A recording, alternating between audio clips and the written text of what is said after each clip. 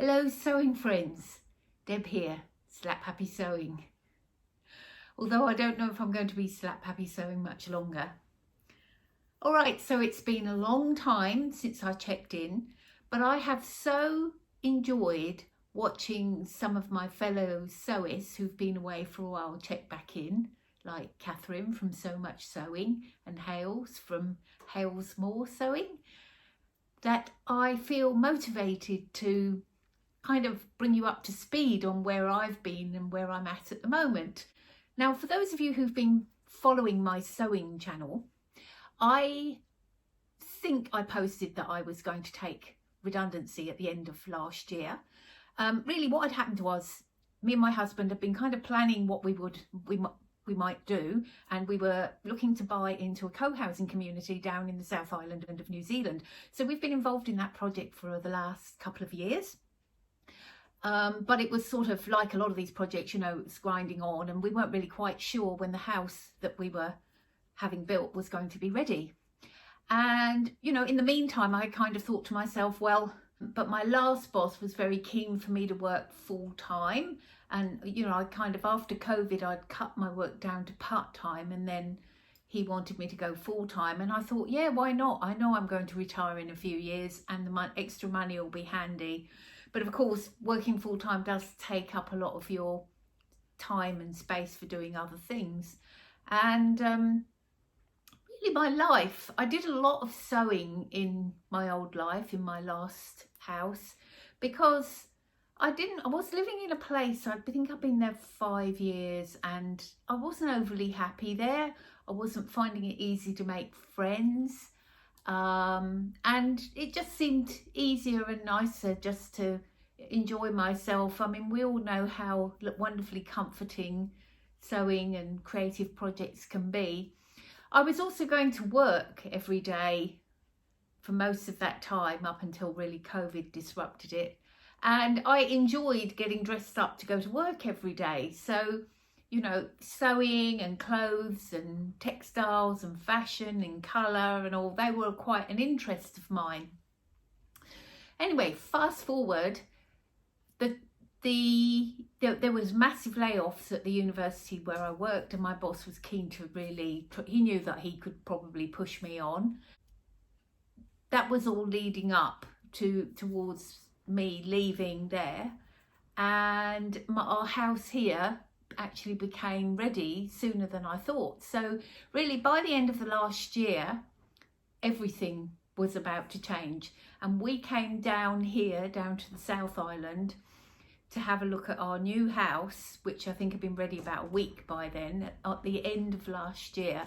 And I remember my husband, we hadn't actually seen the house being built at all, although we'd been involved in the project, because it actually cost us quite a bit of money to come down here, and I was really focused on let's just save as much money as possible, because while we're earning money and we can save. So that's what we did. So we hadn't actually seen our house being built at all, and only plans and photographs. And I remember my husband, we came here, and it's a bit of an involved journey to get here, but we finally got here. It was a beautiful day, I remember. And my husband said, he pulled up around the corner and he said, well, this is it now. We're about to find out if we've made the biggest mistake of our lives. So we came into the car park. I mean, we basically, all of our houses we have no cars around our houses at all. They're all in a car park at the entrance. And we pulled into the car park, immediately got a warm welcome. And we were told that the house was unlocked. We came down to the house and stepped in, and I think we were both a little bit worried because this house is considerably smaller than our previous house, and we were worried it might feel a bit pokey and all. But we stepped into the house, and let me see if I can. Our sitting room, which is basically heat pump there, and I'll just walk around and you'll see. So I'll go and sit on that chair and you'll see that's what our view is. Our deck's outside. At some point we're going to extend that deck and build a cover over it, and that's our outlook. which is absolutely beautiful too. It honestly feels like you're totally in the country here when you look out of all of our windows, except the kitchen one. Stud in this dwelling is 2.7 high, and we've had the kitchen units put right up to the ceiling. Because we go through to the, I'll go through. This is the front bedroom, which is slightly bigger, I think. So it has like, it has a window here which looks out over the countryside part, and it has a French door there. Showing you around this bedroom, it's got a built-in wardrobe. So going into the second bedroom, there's a little hallway here. Actually, we were quite surprised. We were a bit worried that this house might be a bit pokey because it isn't very large. It's only, I think, 70 square meters, and we were a bit worried. But actually, it's not. It doesn't feel pokey at all because the stud's so high. There's enough space here probably to put something like a shelf unit here. And here's the water tank, an enormous mains pressure. Basically, we haven't got solar panels yet, but it's all solar ready to have solar panels put in. Every other part has been done. This is the bedroom we'll be using. So this is our back. Basically, we're going to extend the deck right round the house so that it goes to the back here as well. And that's our outlook. And there's the side window. And this isn't, we were looking, and we've worked out that we can get a decent sized bed in here, but we don't want to make it feel too cramped either. Storage wardrobe there. That's our bedroom. And here's the bathroom. So the bathroom is a bit of a surprise really, because it's really quite big. So yeah, new vanity and so forth, and toilet and a shower. It's got lots of space, and maybe that's so that if you could actually get in here with like a frame or a wheelchair. I'm not really sure, but yeah, definitely some good space in there. So had a look around, and we were actually really pleased with the house, because although it's small, it's very nicely designed, except for one thing, which is storage. So yeah, we came, we had a look, and it was just so lovely to be here and be with the community that it was a no-brainer we were going to move here. So yeah, so then the next few months were basically the move down here, and we pretty much moved using trailers and things. We didn't actually bring a whole lot of furniture down here, because it was actually really moving from the North Island of New Zealand to the south is like moving countries really, because there's a ferry in the middle. It's quite expensive getting backwards and forwards. We discovered that hiring a truck would cost a lot of money. Because we were downsizing quite a bit, we just decided to sell or give away quite a bit of furniture and stuff there. Not that any of my furniture, except one or two things, were really anything to write home about anyway, but most of my furniture had been secondhand in the first place. I did ask my son if he wanted to basically have a look through our house, and anything that we were not taking, he'd have first dibs on, and he did actually take quite a few things, so that was good. And then we did a whole load of Facebook Marketplace, which worked really well because our last house was in the city, and sold tons and tons of stuff. And I must admit, and even got rid of things that we thought were like valueless and we would have to pay to tip, like a garden sprayer and things like that was a bit broken, and everything went. I came down here and started to sort of set up the house, and my husband had to do some last minute things on our other house to get it ready. So we're very pleased with this house, and I will give you a little tour at some point if you're interested, but it is small. It's 70 square meters, and the one thing it lacks is storage. And I must admit, the thing that's really got squeezed out is my hobbies, my art and my sewing and all. I've managed to get them all kind of in here. Well, not my art so much. I've got all my stuff in anyway, the stuff that I didn't declutter.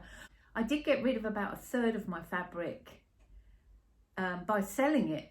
I basically sold all the stuff that I didn't think I'd use, but that's still left quite a bit. It's all in plastic tote boxes. I've brought it down here and it's in a storage unit at the moment. I think it's quite nice to have lots of materials here, because where I'm living now is very rural. So the fact that I can kind of do a project without really having to go and buy stuff, because I've got plenty of everything. Because I used to go around charity shops and collect stuff, sewing stuff as well. That's quite good. I didn't have a sewing room before. I used to sew in my bedroom, and I've still got my sewing machine in my bedroom. It fits quite nicely in there. It's in one of those cabinets which you can open out. But yeah, cutting out and all is a bit more of an issue. But in time, we'll get there. You know, we'll be able to get more of the stuff out of the house if we have sheds, and I'll possibly be able to store my fabric closer to home. But to be perfectly honest, I haven't actually had much of a desire to sew since I've been here, except I have made some curtains, and I've done some repairs and bits and pieces, but I really haven't wanted to sew. I've made a bag or two, and a lot of that is because, you know, where I live now, it's quite rural. I'm here in the community, which is lovely, but it's all very, very casual here, and I don't go to work anymore, and it feels like I don't have a reason to get dressed up. And really, I wear house clothes all the time. Now, I have gone and thrown away some of my worst house clothes. I don't really, you know, I'm kind of thinking, well, I just need my normal level of clothes to be nicer without being feeling too dressed up. So actually this blouse, if you looked back in my videos, you might remember this was a charity shop blouse. I just love the print, and I cut it down the front to make it an openable blouse and things like that. Well, I saw it today and I thought, oh, I could wear that today. So I am trying to push myself to actually wear the clothes that I've got, because there's not some mystery life. This is my life, and so, you know, what I wear is what I wear. Incidentally, I just saw a video about somebody who wore dresses every day, and I thought, oh, that would be a project to do for a month. You could wear a dress every day for a month and see if it made you feel better. But anyway, a lot of the time I've just been doing work around the house and the garden, so I'm not really into getting too dressed up. And I don't really go out much, and apart from within the community or just locally, and everything's very casual. So I think the fact that I don't really have places to go has meant that I don't really know why I need to make more clothes. And that was the other thing. When I came here, although I had in the last 5 years probably been decluttering, and in the last 2 years really kind of got quite serious about it, I wouldn't say I'm a minimalist, but I definitely lean into the sort of frugal minimalist side. But I found that when I came here, I still felt I've got lots of clothes, and I did get rid of things that I thought, these don't suit my life and I won't wear them. And I'm trying to curate my clothes so that I like everything better. Everything fits me, but I need to like it maybe as well, and it needs to suit my current lifestyle. But I feel like I've got loads of clothes. In fact, you know, I turned 64 recently, and I realise that I might actually be able to nearly make it to the end of my life on the clothes that I've got, which might sound morbid, but what I mean is, if I'm going to make things from now on, I'd have to be making them because they're going to be nicer than some of the things I've got. So it's going to be kind of, if I need to make clothes that replace things maybe that I've got that I don't like very much, rather than needing new clothes per se. yeah, so the move down was interesting. I mean, my husband kind of dragged his feet quite a bit about it, and that was a bit sad because I felt like we weren't really doing it together. But for him, change, I think, has been much harder than it was for me, because I grew up like moving around and I've had a lot of change in my life, but he's been a much more settled person. So, but now he's here, I actually think the community just really suits him. I mean, he's always got someone to talk to, or things to do, or things to be involved in. He's working a little bit, not much. It's very, very interesting how easy it was to go from that life to this life. It was a massive transition. I literally went from working full time, living in this other house in Palmerston North I used to live, and you know, doing certain things, doing sewing and all, to coming down here and having a whole new bunch of people, some of which I'd got to know a bit before I came here, but others I didn't. And yeah, just a completely different night. I don't work anymore. I don't work for money. I do help out in the community in terms of, you know, I'm doing really like a bit of office work, you could say, for the community. I think that's sort of helps the transition for me, and I quite like using my brain and keeping up my skills. Creatively, I think in the future, what I have noticed is I've taken up a bit of embroidery and some fibre art, and if I'll put it up here if I can find it for you. And I do feel that is kind of fits where I am at the moment. I'm very interested in fibre art, and yeah, want to explore that a lot more. As for making clothes, yes, I probably will make some clothes in the future, but I'm about to go away for, well, in fact, I haven't got a return ticket yet. So I'm going to visit my daughter over in the Northern Hemisphere. We start in London and we're going to Italy, and then I'm going to see some friends in Spain, and I haven't even got a return ticket yet. And that is just such an incredible thing, really, because it's only when you're retired that you aren't under duress to basically plan everything months ahead and get home. And, you know, basically I've been just trying to go with the flow and see what I can come up with in terms of visiting people and doing things without over planning it. And it's been really, really good. I have a little trepidation about going, but generally I think it's quite an exciting idea to just go away and go and stay months if you need to. This time Roy will be staying here. We've got a very elderly cat that we never thought was going to ever come down here, because I think he's 19 and he possibly is nearly 20 years old.